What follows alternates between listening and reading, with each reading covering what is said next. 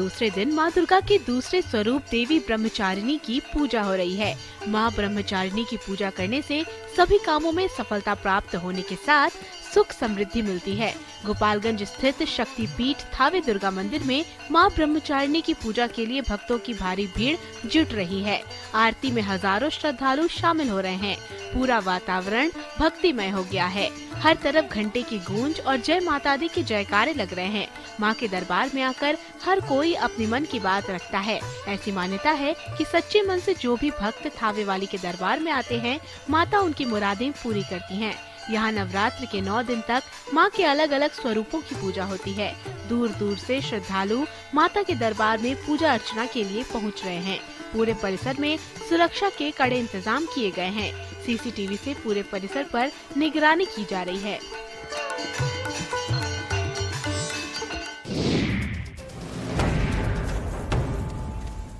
बगहा में TVS service centre Ramnagar में भीषण आग लगने से अफरा तफरी मच गई। आग में लाखों के नुकसान की आशंका जताई जा रही है। दरअसल रामनगर थाना क्षेत्र के बेला गोला बाजार के पास चल रहे टीवीएस सर्विस सेंटर में अचानक आग लग गई। आग की लपटें इतनी भयावह थी कि देखते ही देखते दो कार आग की आगोश में आ गई और पूरी तरह जलकर राख हो गई।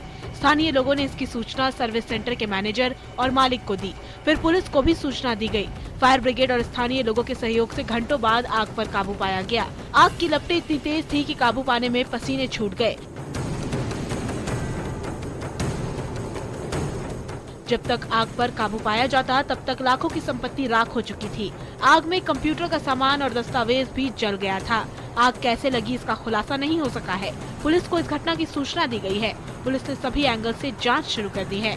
आग लगने की घटना से हर कोई हैरान है।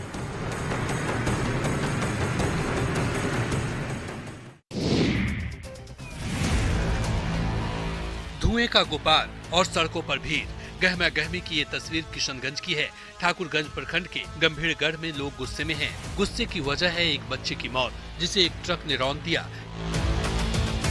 NH 327 पर एक ट्रक ने एक 7 साल के मासूम को अपनी चपेट में ले लिया, जिसके बाद मौके पर ही मासूम की मौत हो गई। हादसे के बाद मौके पर लोगों की भीड़ जमा हो गई। लोगों ने आगजनी की, चक्का जाम कर दिया। जाम की वजह से वाहनों की लंबी कतार सड़क पर लग गई।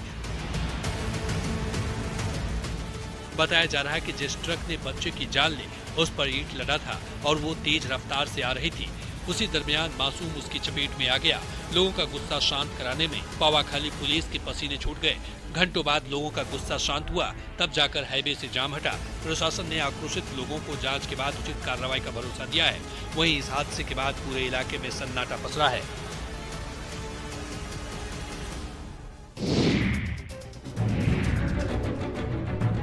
धनबाद जिले में अवैध कोयला का कारोबार चरम पर है। हालांकि इसे रोकने के दावे पुलिस प्रशासन जरूर करती है, लेकिन ये दावे खोखले साबित हो रहे हैं। तेतुलमारी थाना क्षेत्र के वेस्ट मोदी डीह स्थित BS माइनिंग आउटसोर्सिंग में चाल धंस गया और अवैध कोयला उत्खनन के दौरान 4 मजदूर की दबने से मौत हो गई।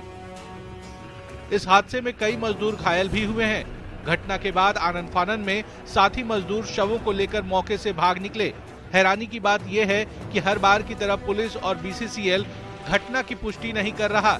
सवाल उठता है कि BCCL के अंतर्गत चलने वाली आउटसोर्सिंग कंपनी उत्खनन स्थल पर अगर अवैध माइनिंग कर रही है तो आउटसोर्सिंग कंपनी और BCCL अधिकारी की मिलीभगत के बिना ये संभव नहीं हो सकता। इस घटना के बाद से पूरे इलाके में हड़कंप मचा है। लोगों में अफरा तफरी का माहौल है और अधिकारियों में हड़कंप।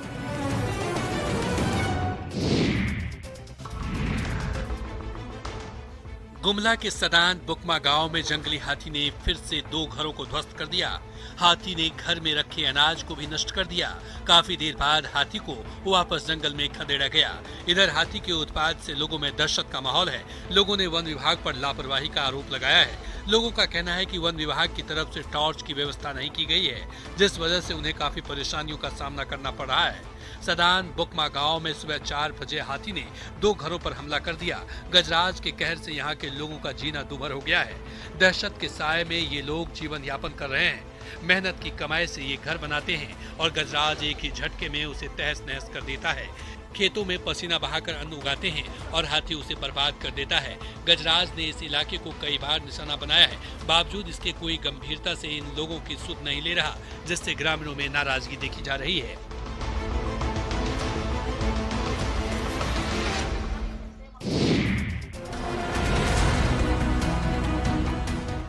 हजारीबाग के दारू इलाके में झुंड से बिछड़े हाथियों ने उत्पात मचा रखा है।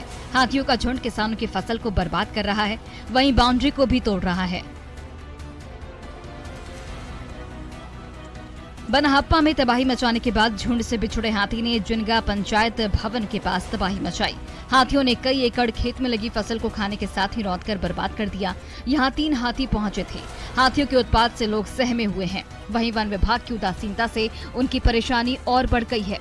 लोगों ने हाथियों को रिहायशी इलाके से खदेड़ने की मांग की है। लोगों का ये कहना है कि अक्सर उन लोगों को हाथियों का कहर का शिकार बनना पड़ता है। कई बार शिकायत की गई है, लेकिन समस्या के निदान को लेकर विभाग गंभीर नहीं दिखाई पड़ रहा है। लोगों ने कहा है कि अगर उनकी बातों पर ध्यान नहीं दिया गया तो वो दिन दूर नहीं जब गजराज के कहर से इस इलाके का नामो निशान मिट जाएगा।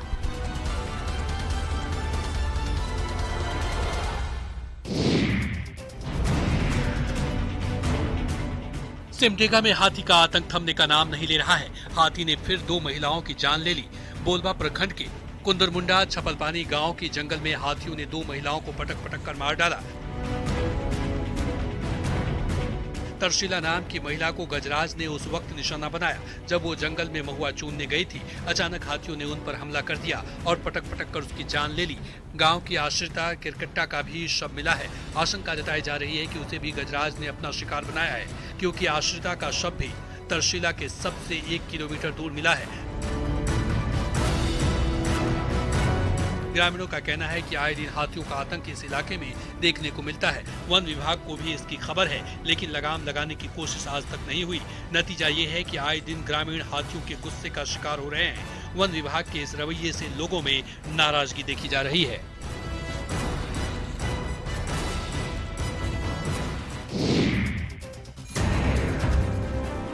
शेखपुरा में स्कूली बच्चों ने अपने हक को लेकर मोर्चा खोल दिया है। बच्चे मिड डे मील में घटिया खाना मिलने से नाराज हैं। इन लोगों ने भरपेट भोजन नहीं मिलने का भी आरोप मढ़ा है। बच्चों की थाली में दाल, सब्जी और चावल कभी कभार ही दिखते हैं। खास बात यह है कि टीचर के सामने में ही बच्चों ने इस गड़बड़ झाले का पर्दाफाश किया। बच्चों की पोल खोल कहानी सुनकर शिक्षक हैरान थे। स्कूल की लचर व्यवस्था की कहानी बच्चों ने मीडिया के सामने रखी। इस पूरे मामले की जानकारी जब संबंधित अधिकारी को दी गई तो उन्होंने वही रटा रटाया जवाब दिया कि जांच के बाद कार्रवाई की जाएगी। हालांकि अधिकारी ने सब कुछ ठीक होने का दावा जरूर किया, लेकिन हवाला पहले हुई जांच का दिया। सरकार ने बच्चों की सेहत सुधारने के मकसद से ही मिड डे मील की शुरुआत की थी, लेकिन जो हकीकत सामने आ रही है उससे सरकार के मकसद को पलीता लगाया जा रहा है। बड़ा सवाल ये भी है कि बच्चे अगर कुछ बोल रहे हैं तो बिना जांच के सब कुछ ठीक होने का दावा कैसे किया जा सकता है।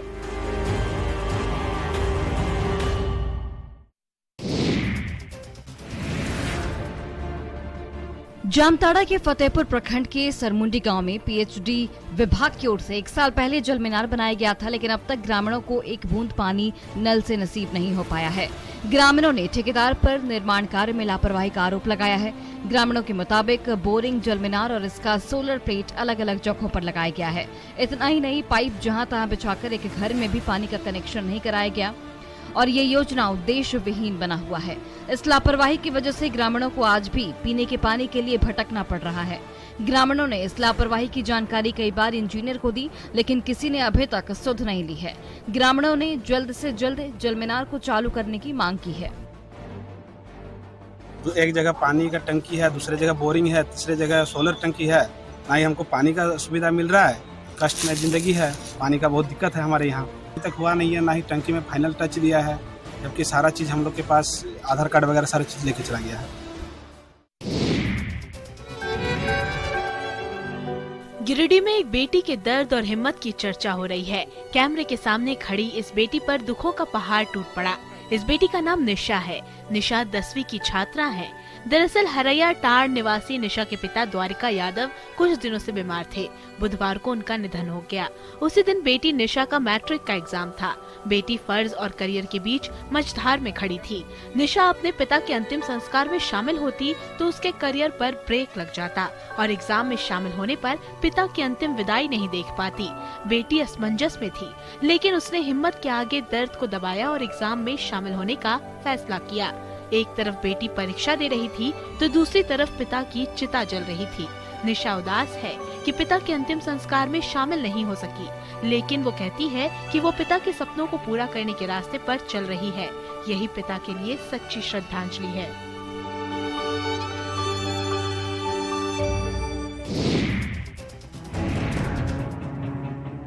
मोहम्मदगंज भीम बराज का अस्तित्व साल दर साल मिटता जा रहा है। हैरानी की बात यह है कि सरकार इसे नजरअंदाज कर रही है। ये बराज बिहार और झारखंड के बीच झूल रहा है। इस बराज से झारखंड के गढ़वा जिले के कुछ हिस्सों में भी सिंचाई होती है, जबकि इस बराज से बिहार का औरंगाबाद जिला पूरी तरह से सिंचित होता है।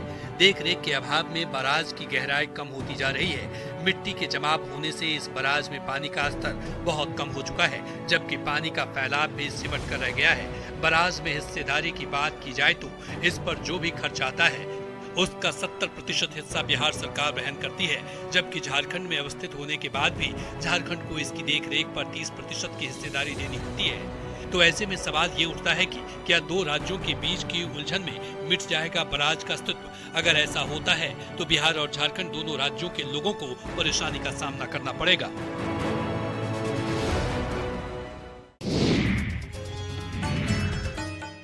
बेगूसराय के सिमरिया धाम का होगा विकास। राष्ट्रकवि रामधारी सिंह दिनकर की जन्मस्थली सिमरिया धाम में श्रद्धालुओं की सुविधाओं को लेकर रिवर फ्रंट का विकास होगा।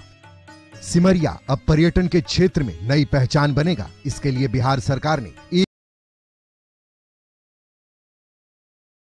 114 करोड़ की लागत से विकास करने की योजना बनाई है, जिसे कैबिनेट से मंजूरी मिल चुकी है। सिमरिया टूरिज्म का बड़ा हब बनने जा रहा है। इन कार्यों को 18 माह में पूरा करने का लक्ष्य रखा गया है। सरकार के इस फैसले के बाद साधु संतों में खुशी देखी जा रही है। धार्मिक आस्था का प्रमुख केंद्र सिमरिया में हर साल कार्तिक मास में कल्पवास मेला की परंपरा सदियों से चली आ रही है। 2008 में सिमरिया कल्पवास मेले को राजकीय मेले का दर्जा दिया गया। 2011 में यहाँ अर्धकुंभ और 2017 में महाकुंभ लगा, जिसमें देश भर के लाखों श्रद्धालुओं ने हिस्सा लिया था। बावजूद इसके यहाँ सुविधाओं का अभाव था, तभी से इसके विकास की मांग की जा रही थी।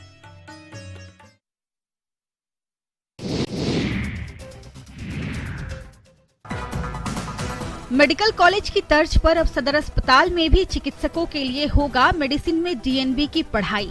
सरकार ने सदर अस्पताल में diploma of national board of examination की पढ़ाई शुरू करने की मंजूरी दी है। मुंगेर सदर अस्पताल की 6 सीटों पर नामांकन के लिए 16 मार्च को ही स्टेट अधिकारी ने निरीक्षण किया। Diploma of national board of examination की पढ़ाई चिकित्सकों के लिए MD, MS के समकक्ष होगी। सरकार ने सदर अस्पताल की व्यवस्थाओं को अपग्रेड करने का निर्णय लिया है। उसी की दिशा में ये पहला कदम है। राज्य के सभी सदर अस्पतालों में डीएनबी की पढ़ाई आरंभ करने की स्वीकृति दी गई है, जिसमें पहले चरण में कुल 26 जिलों को चयनित किया गया है। वहीं अब दूसरे चरण में 11 जिलों का चयन किया गया है, जिसमें मुंगेर भी शामिल है। सदर अस्पताल में वर्तमान में 3 चिकित्सक मेडिसिन में डीएनबी की पढ़ाई करने में सक्षम हैं, जिनमें अस्पताल उपाधीक्षक डॉक्टर रमन, डॉक्टर के रंजन और डॉक्टर निरंजन शामिल हैं।